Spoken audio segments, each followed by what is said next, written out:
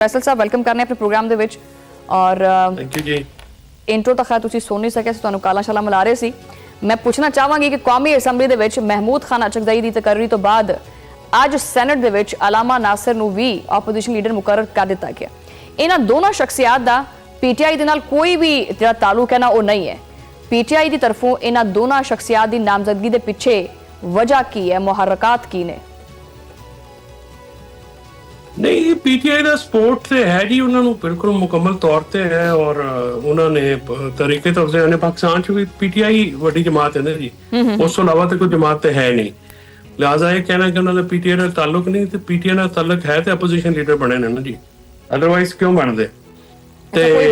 नहीं है वैसे कोई खास वजह नहीं है।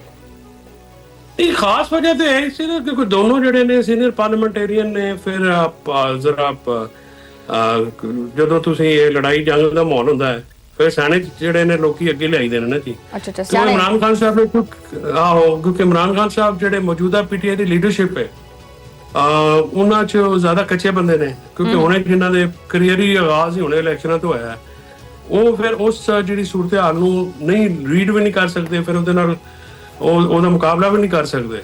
ਇਸ ਵਾਸਤੇ ਫਿਰ ਬੰਦੇ ਤਾਂ ਉਹ ਚਾਹੀਦੇ ਹੁੰਦੇ ਨੇ ਨਾ ਜੀ ਜਿਹੜੇ ਆਪਣਾ ਕੋਈ ਕੰਮ ਵੀ ਕੱਢ ਲੈਣ, ਕੋਈ ਕਿਸੇ ਦਾ ਜ਼ਾਤੀ ਤਾਲੁਕ ਵੀ ਹੋਵੇ। ਤੇ ਮੇਰਾ ਖਿਆਲ ਹੈ ਕਿ ਆਪੋਜੀਸ਼ਨ ਤਾਂ ਜਿਹੜੀਆਂ ਤਕਰਰੀਆਂ ਹੋਈਆਂ ਨੇ ਲੇਟ ਹੋਈਆਂ ਨੇ, ਬਾਹਰ ਠੀਕ ਹੋ ਗਈਆਂ ਨੇ ਦੋਵੇਂ। अच्छा मैं इसी बारे में मैं पूछना चाहांगी कि महमूद खान अचकज़ई और अलामा नासिर ਜਿਹੜੇ ਨੇ ਨਾ ਉਹ ਉਹਨਾਂ ਦੀ ਤਕਰਰੀ ਨਾਲ ਪੀਟੀਆਈ ਨੂੰ ਸਿਆਸੀ ਔਰ ਪਾਰਲੀਮਾਨੀ ਮਹਾਜ਼ ਦੇ ਉੱਤੇ ਮਤਲਬ ਕਿਹੜਾ ਫਾਇਦਾ ਹੋ ਸਕਦਾ ਔਰ ਕਿੰਨਾ ਕੁ ਫਾਇਦਾ ਹੋ ਸਕਦਾ ਜਿਹੜਾ ਪਹਿਲੇ ਨਹੀਂ ਪੀਟੀਆਈ ਨੂੰ ਹੋ ਸਕਿਆ? देखो जी गल है कि कल जी महमूद खान अचकज़ई ने स्पीच की है नैशनल असैंबली दे विच और उन्होंने गुफ्तगू का अंदिया दिता है कि जी आओ बैठो जो कुछ तहरीक और जड़े है जड़े असीं जोड़े लोग साडे वर्गे जड़े हमेशा ही कहते हैं कि तुसीं मुफाहमत जिहड़ी है गल बातें आले पासे टुरो, सियासी लोग पासे टुरो, जिहड़ा दूजा काम है वो आपां नूं पहला भी भारा पिया ते हुण भी भारा पएगा, ਤੇ ਇਸ ਵਾਸਤੇ ਐਡਵੈਂਚਰ ਨਾ ਕਰੋ ਕਿਉਂਕਿ ਉਹਦਾ ਨੁਕਸਾਨ ਇਮਰਾਨ ਖਾਨ ਦੀ ਜ਼ਾਤ ਨੂੰ ਹੈ।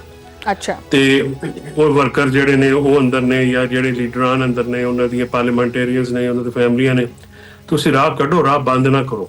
ਤੇ ਰਾਹ ਕੱਢਣ ਵਾਸਤੇ ਤੇ ਬਹਿ ਕੇ ਗੱਲਬਾਤ ਦੀ ਸਿਆਸਤ ਵਿੱਚ ਹੁੰਦੀ ਹੈ ਨੇ ਜੀ, ਉਸ ਤੋਂ ਇਲਾਵਾ ਤੇ ਕੋਈ ਹੋਰ ਰਾਹ ਤਾਂ ਹੁੰਦਾ ਨਹੀਂ। ਡੰਡਾ ਸੋਟਾ ਤਾਂ ਹੋ ਨਹੀਂ ਸਕਦਾ, ਡੰਡੇ ਸੋਟੇ ਵਾਲੇ ਤੇ ਫਿਰ ਤਗੜੇ ਹੁੰਦੇ ਨੇ। ਨਹੀਂ ਪਹਿਲੇ ਚਲਾਏ ਨਹੀਂ ਵੈਸੇ ਪੀਟੀਆਈ ਨੇ ਡੰਡੇ ਸੋਟੇ ਵੈਸੇ नहीं मतलब डंडे सोटे का मतलब ये होता है जी कि लाजमी डंडे सोटा लिटरली एक मैं एज ए इस्तारा यूज कर रहा। अच्छा। मतलब तुसी अगर देखो ना एक सियासी जदोजहद जिहड़ी हुंदी है ਉਹਦਾ ਤਰੀਕੇਕਾਰ ਸਿਆਸੀ ਹੁੰਦਾ ਹੈ। ਜਿਹੜੀ ਤੁਸੀਂ ਬਿਲਕੁਲ ਮੂਧਰੋਂ ਆ ਕੇ ਲੜਾਈ ਕਰ ਲਓ ਜਿਸ ਤਰ੍ਹਾਂ 24 ਨਵੰਬਰ 2024 ਨੂੰ ਆਇਆ ਉਹਦੇ ਚ ਸਾਡਾ ਨੁਕਸਾਨ ਹੋਇਆ, ਸਾਡੇ 15 ਬੰਦੇ ਜਿਹੜੇ ਨੇ ਉਹ ਸ਼ਹੀਦ ਹੋਏ ਨੇ, ਅਸੀਂ ਫਿਰ ਉਸ ਤੋਂ ਬਾਅਦ ਉਹਨਾਂ ਦੇ ਵਾਸਤੇ ਕੁਝ ਕਰ ਨਹੀਂ ਸਕੇ।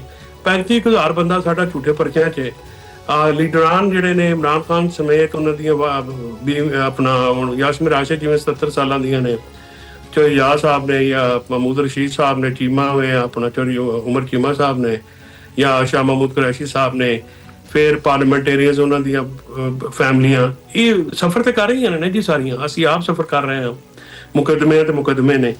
ਇਹਦਾ ਜਿਹੜਾ ਹੈ ਹੁਣ ਇਹਦਾ ਕੋਈ ਹੱਲ ਜਿਹੜਾ ਹੈ ਨਿਕਲਣਾ ਚਾਹੀਦਾ ਕਿ ਮੈਂ ਉਸੇ ਹੱਲ ਦੇ ਕੋਲੇ ਵੈਸੇ ਮੈਂ ਆਵਾਂਗੀ ਵੈਸੇ ਕਿ ਪੀਟੀਆਈ ਨੇ ਐਲਾਨ ਕੀਤਾ ਹੈ ਕਿ ਹਕੂਮਤ ਨਾਲ ਜਿਹੜਾ ਮੁਜ਼ਾਕਰਾ ਦਾ ਜਿਹੜਾ ਮੈਂਡੇਟ ਹੈ ਉਹ ਮਹਿਮੂਦ ਖਾਨ ਅਚਕਜ਼ਈ ਦੇ ਕੋਲ ਹੈ।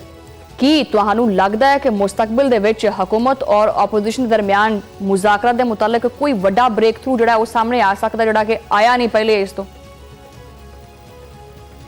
ਦੇਖੋ ਜੀ ਸ਼ਮਾਲਾ ਜੀ ਪਹਿਲੇ ਤਾਂ ਬਹਿਣ ਤੇ ਸਹੀ ਕੋਈ ਗੱਲਬਾਤ ਤੇ ਕਰਨ, ਹੁਣ ਤੇ ਇੱਕ ਦੂਜੇ ਨਾਲ ਕੰਡਾ ਕੀਤੀ ਫਿਰਦੇ ਸਨ ਤੇ ਉਹਨਾਂ ਦੀ ਮਿਹਨਤ ਤੇ ਕੀਤੀ ਹੈ ਸਾਰਿਆਂ ਦੀ ਵੀ ਗੱਲ ਇਹ ਹੈ ਵੀ ਬਹਿ ਕੇ ਇੱਕ ਦੂਜੇ ਨਾਲ ਚਾਹ ਦਾ ਕੱਪ ਪੀਓ, ਕੋਈ ਉੱਥੇ ਬਹਿ ਕੇ ਗਿਲੇ ਸ਼ਿਕਵੇ ਕਰ ਲਓ। ਲਾਜ਼ਮੀ ਇੱਕ ਦੂਜੇ ਨੂੰ ਆਪਣਾ ਅੱਖਾਂ ਹੀ ਕੱਢਣੀਆਂ ਨੇ, ਫਾਇਦਾ ਤੇ ਹੁੰਦਾ ਨਹੀਂ ਪਿਆ। ਮੁਲਕ ਜਿਹੜਾ ਉਹ ਜਮੂਦ ਦਾ ਸ਼ਿਕਾਰ ਹੈ, ਬੁਹਰਾਨ ਦਾ ਸ਼ਿਕਾਰ ਹੈ, ਮਈਸ਼ਤ ਜਿਹੜੀ ਹੈ ਉਹ ਵੀ ਵੱਧ ਨਹੀਂ ਰਹੀ, ਆਮ ਆਦਮੀ ਭੁੱਖਾ ਮਰਦਾ ਪਿਆ, ਸਾਡੇ ਜ਼ਿਮੀਂਦਾਰ ਮਰ ਗਏ ਨੇ, ਕਿਸਾਨ ਮਰ ਗਏ ਨੇ, ਕਾਰਖਾਨਾਦਾਰ ਹੋਇਆ, ਦੁਕਾਨਦਾਰ ਹੋਇਆ, ਇਹ ਸਾਰੇ ਜਿਹੜੇ ਨੇ ਇਹਨਾਂ ਨੇ ਆਪਣਾ ਬਾਹਾਂ ਸਿਰ ਤੇ ਰੱਖੀਆਂ ਗਈਆਂ ਨੇ ਤੇ ਆਵਾਮ ਦਾ ਫਾਇਦਾ ਕੋਈ ਨਹੀਂ। ਤੁਸੀਂ ਕਹਿੰਦੇ ਵੈਸੇ ਆਪੋਜੀਸ਼ਨ ਨਹੀਂ ਕਹਿੰਦੀ, ਵੈਸੇ ਮੈਂ ਆਜ਼ਮਾ ਬੁਖਾਰੀ ਦਾ ਜਿਹੜਾ ਨਾ ਉਹ ਇੰਟਰਵਿਊ ਕਰਕੇ ਆਇਆ, ਉਹਨਾਂ ਨੇ ਤਾਂ ਮੇਰੀਆਂ ਉਂਗਲਾਂ ਤੇ ਮੈਨੂੰ ਇੰਨੇ ਮਨਸੂਬੇ ਗੰਢਾਏ, ਮੇਰੀਆਂ ਉਂਗਲਾਂ ਦੇ ਜਿਹੜੇ ਪੋਟੇ ਨੇ ਉਹ ਮੁੱਕ ਗਏ ਸੀ ਲੇਕਿਨ ਮਨਸੂਬੇ ਨਹੀਂ ਮੁੱਕੇ ਸੀ ਵੀ ਇੰਨੀ ਤਰੱਕੀ ਹੋ ਗਈ ਹੈ। ਉਹ ਮੈਂ ਆਖਿਆ ਵੈਸੇ ਉਹਨਾਂ ਨੂੰ ਕਿ ਮੈਨੂੰ ਵੀ ਵਿਖਾਓ ਵੀ ਅਸੀਂ ਵੀ ਆਪਣਾ ਕੈਮਰਾ ਲੈ ਕੇ ਜਾਈਏ ਤੇ ਵੇਖੀਏ ਵੀ ਕਿੱਥੇ ਹੁੰਦੀ ਪਈ ਹੈ ਤਰੱਕੀ, ਤੇ ਤੁਸੀਂ ਕਹਿੰਦੇ ਕਿ ਕੋਈ ਕੰਮ ਨਹੀਂ ਹੁੰਦਾ। ਫਿਰ ਉਹਨਾਂ ਨੇ ਤਰੱਕੀ ਵੀ ਆਪਣਾ ਨਾਮ ਰੱਖਿਆ ਹੈ, ਇਕਨੋਮੀ ਵੀ ਆਪਣਾ ਨਾਮ ਰੱਖਿਆ ਹੈ, ਖੁਸ਼ਹਾਲੀ ਵੀ ਆਪਣਾ ਹੀ ਨਾਮ ਰੱਖਿਆ ਹੈ। ਅੱਛਾ, ਗੁਜ਼ਾਰਿਸ਼ ਇਹ ਹੈ ਵੀ ਤੁਸੀਂ ਹੁਣ ਕੈਮਰਾ ਲੈ ਕੇ ਉੱਥੇ ਕਾਹਤੋਂ ਜਾਣਾ, ਤੁਸੀਂ ਉੱਥੇ ਬਾਜ਼ਾਰਾਂ 'ਚ ਫਿਰ ਲਓ, ਲਾਹੌਰ ਫਿਰ ਲਓ, ਇੱਥੇ ਪਿੰਡੀ ਫਿਰ ਲਓ, ਇਸਲਾਮਾਬਾਦ ਫਿਰ ਲਓ, ਲੋਕਾਂ ਦੀਆਂ ਚੀਕਾਂ ਨਿਕਲਦੀਆਂ। ਉਹ ਵੀ ਗਏ ਸੀ, ਲੋਕੀ ਸਾਹਮਣੇ ਨਹੀਂ ਆਉਂਦੇ, ਕੈਮਰੇ ਦਾ ਕੀ ਗੱਲ ਹੀ ਨਹੀਂ ਕਰਦੇ ਹੈਗੇ। ਬੜੀਆਂ ਮਿੰਨਤਾਂ ਕਰਨੀਆਂ ਪੈਂਦੀਆਂ ਵੀ ਆ ਜਾਓ ਬੋਲੋ, ਉਹ ਬੋਲਦੇ ਹੀ ਨਹੀਂ ਹੈਗੇ, ਉਹ ਕਹਿੰਦੇ ਹਮ ਨਹੀਂ ਆਏਂਗੇ। ਮੈਂ ਤੁਹਾਨੂੰ ਦੱਸਾਂ ਵੀ ਅੱਜ ਮੈਂ ਪਿੰਡੀ ਲਗਾ ਫਿਰਦਾ ਸਾਂ ਤੇ ਮੈਂ ਉਹਨਾਂ ਬਾਜ਼ਾਰਾਂ 'ਚ ਗੱਡੀ ਲੈ ਕੇ ਗਿਆ ਜਿੱਥੇ ਕਦੀ ਗੱਡੀ ਨਹੀਂ ਸੀ ਵੜਦੀ। ਅੱਛਾ, ਉੱਥੇ ਰੇੜੀਆਂ ਖਤਮ ਹੋ ਗਈਆਂ ਨੇ ਸਾਰਾ। ਹੁਣ ਇੱਕ ਪਾਸੋਂ ਚੰਗਾ, ਲੇਕਿਨ ਮੈਨੂੰ ਪਤਾ ਨਾ ਕਿ ਵੀ ਜਿਹੜਾ ਬੰਦਾ ਦਿਹਾੜੀਦਾਰ ਹੈ, ਉਹ ਜਿਹੜਾ ਬੰਦਾ ਸਾਡੀਆਂ ਫਸਲਾਂ ਦੇ ਵਿੱਚ ਦਿਹਾੜੀ ਲਾਉਂਦਾ ਹੈ, ਜਿਹੜਾ ਸਾਡੇ ਜ਼ਿਮੀਂਦਾਰਾਂ ਦੇ ਕੋਲ ਕੰਮ ਕਰਦਾ ਹੈ, ਠੀਕ ਹੈ ਜੀ, ਜਿਹੜਾ ਠੇਕੇਦਾਰ ਹੈ, ਸਾਡੇ ਠੇਕੇ ਟੁੱਟ ਗਏ ਨੇ। ਵੇਖੋ ਨਾ, ਅਸੀਂ ਤੇ ਜ਼ਿਮੀਂਦਾਰ, ਅਸੀਂ ਤੇ ਬੜੇ ਸਿੱਧੇ ਹਿਸਾਬ ਖਾਤੇ ਵਾਲੇ ਲੋਕ ਨੇ ਜੀ। ਜੇ ਫਸਲ ਚੰਗੀ ਹੋਵੇ, ਪੈਸੇ ਲੱਭਦੇ ਹੋਣ ਤੇ ਠੇਕੇ ਚੜ੍ਹਦੇ ਨੇ, ਤੇ ਜਦੋਂ ਕੰਮ ਮਾੜਾ ਹੋਵੇ ਠੇਕੇ ਟੁੱਟਦੇ ਨੇ, ਤੇ ਠੇਕੇ ਟੁੱਟੇ ਪਏ ਨੇ। ਠੀਕ ਹੈ ਜੀ, ਏਦਾਂ ਵੀ ਟੁੱਟੇ ਨੇ ਕਿ ਪਿਛਲੇ ਸਾਲ ਮਤਲਬ ਉਹਨਾਂ ਨੇ ਕਿਹਾ ਜੀ ਵੀ ਮਾਫੀ ਤਲਾਫੀ ਤੇ ਕੰਮ ਚਲਾਓ, ਤੇ ਕੰਮ ਕੋਈ ਨਹੀਂ ਜੇ। ਬਿਲਕੁਲ ਸਹੀ। ਫਿਰ ਬੰਦਾ ਜ਼ਿਮੀਂਦਾਰ ਜਿਹੜਾ ਜਿਹਦਾ ਸਾਲ ਠੇਕਾ ਨਾ ਆਵੇ, ਜਿਹਨੂੰ ਸਾਲ ਫਸਲ ਦਾ ਨਾ ਲੱਭੇ, ਘਰ ਦੇ ਦਾਣੇ ਹੀ ਆਏ ਨੇ ਨਾ, ਹੋਰ ਤੇ ਫਿਰ ਕੁਝ ਨਹੀਂ ਆਇਆ, ਤੇ ਜ਼ਿਮੀਂਦਾਰ ਭੁੱਖਾ ਹੋਏਗਾ ਤੇ ਮੁਲਕ ਨਹੀਂ ਚੱਲੇਗਾ। ਅੱਛਾ ਫੈਸਲ ਚੌਧਰੀ ਸਾਹਿਬ, ਤੁਸੀਂ ਇਹੀ ਗੱਲ ਕੀਤੀ ਕਿ ਵੀ ਆ ਕੇ ਬੈਨ ਟੇਬਲ ਦੇ ਉੱਤੇ ਕੋਈ ਚਾਹ ਦਾ ਕੱਪ ਸ਼ੱਪ ਪੀਏ, ਯਾਨੀ ਮੁਜ਼ਾਕਰਤ ਦੀ ਗੱਲਬਾਤ ਹੁੰਦੀ ਪਈ ਹੈ, ਲੇਕਿਨ ਤੁਸੀਂ ਆਪੇ ਹੀ ਕਿਹਾ ਕਿ ਜੀ ਇਹ ਇੱਕ ਦੂਜੇ ਤੋਂ ਕੰਡਾ ਵੀ ਜਿਹੜਾ ਨਾ ਕੀਤੀ ਫਿਰਦੇ ਹੈ, ਔਰ ਇਸੇ ਤਰ੍ਹਾਂ ਪੀਟੀਆਈ ਜਿਹੜੀ ਉਹ ਮੁਜ਼ਾਕਰਤ ਦੀ ਗੱਲਬਾਤ ਵੀ ਕਰਦੀ ਹੈ।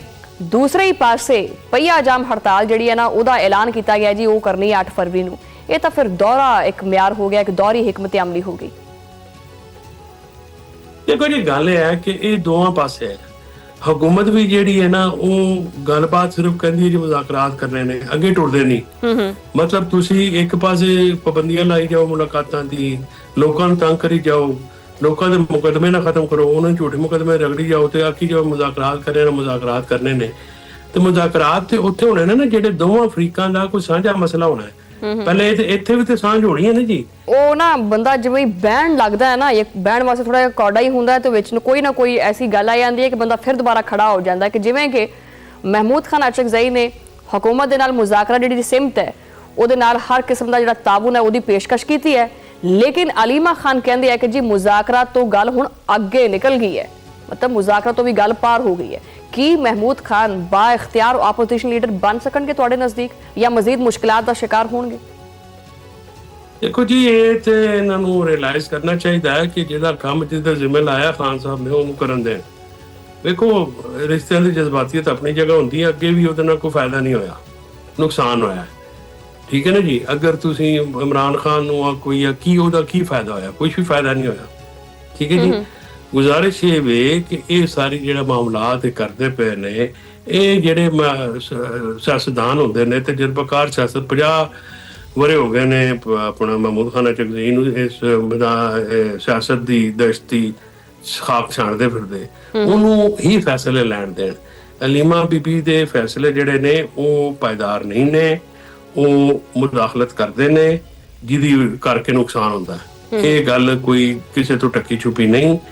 ਉਹਨਾਂ ਨੇ ਕਾਫੀ ਐਸੇ ਜਜ਼ਬਾਤੀ ਫੈਸਲੇ ਕੀਤੇ ਨੇ ਜਿਹਦੇ ਚ ਹੁਣ 3 ਮਹੀਨੇ ਹੋ ਗਏ ਨੇ ਤਕਰੀਬਨ ਇਮਰਾਨ ਖਾਨ ਦੀ ਮੁਲਾਕਾਤ ਬੰਦ ਹੈ, ਔਰ ਉਹਦੇ ਚ ਜਿਹੜੀ ਉਹਨਾਂ ਨੇ ਗੁਫ਼ਤਗੂ ਕੀਤੀ ਉਹਨਾਂ ਦੀਆਂ ਭੈਣਾਂ ਨੇ ਬਾਹਰ ਆ ਕੇ, ਉਹ ਤੋਂ ਬਾਅਦ ਬਹੁਤ ਜ਼ਿਆਦਾ ਪਾਬੰਦੀ ਲੱਗ ਗਈ। ਗੁਜ਼ਾਰਿਸ਼ ਇਹ ਵੀ, ਇੱਕ ਜਿਹੜਾ ਬੰਦਾ ਅੰਦਰ ਹੁੰਦਾ ਉਹਦੀ ਜ਼ਬਾਨ ਸਖਤ ਹੁੰਦੀ ਹੈ ਔਰ ਸਮਝ ਵੀ ਹੁੰਦੀ ਹੈ।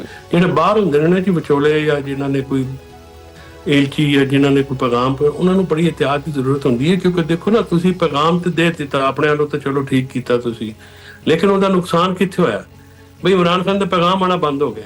ਹੁਣ ਪੀਟੀਆਈ ਦਾ ਜਿਹੜਾ ਮੇਰੇ ਜਿਹਾ ਵਰਕਰ ਹੈ, ਮੈਨੂੰ ਤਾਂ ਬਾਹਰ ਕੋਈ ਦਿਲਚਸਪੀ ਨਹੀਂ ਜੜਿਆਲੇ ਚ ਕੀ ਹੁੰਦਾ, ਮੈਨੂੰ ਤਾਂ ਅੰਦਰ ਦੀ ਦਿਲਚਸਪੀ ਵੀ ਅੰਦਰ ਕੀ ਹੋਣ ਲੱਗਾ ਹੈ।